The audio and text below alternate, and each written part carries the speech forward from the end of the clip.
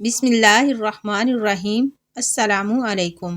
پیارے دوستو، شب بارات کی رات حضرت میکائیل علیہ السلام اور حضرت عزرائیل علیہ السلام لاکھوں فرشتوں کے ساتھ زمین کی طرف آتے ہیں، اور جو اس رات بیدار ہو کے اللہ سے دعا مانگتا ہے،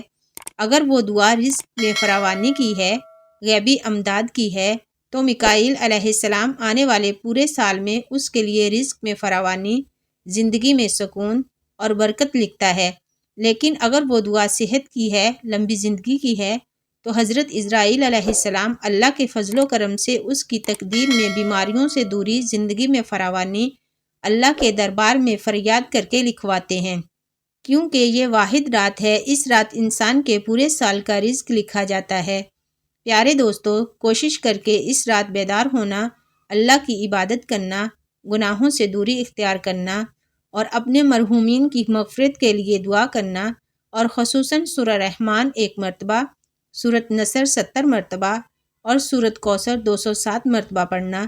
یہ وظیفہ انسان کی دعاؤں کو غیبی پرواز دیتا ہے، اور جو انسان اس دن یعنی 15 شعبان کو اللہ کے لیے روزہ رکھتا ہے،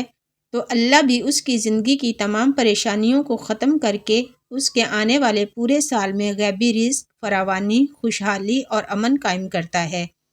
اللہ تبارک و تعالی ہمیں اس رات نیک عمل کرنے کی توفیق عطا فرمائے اور ہم سب کی پریشانیوں کو دور فرمائے، آمین۔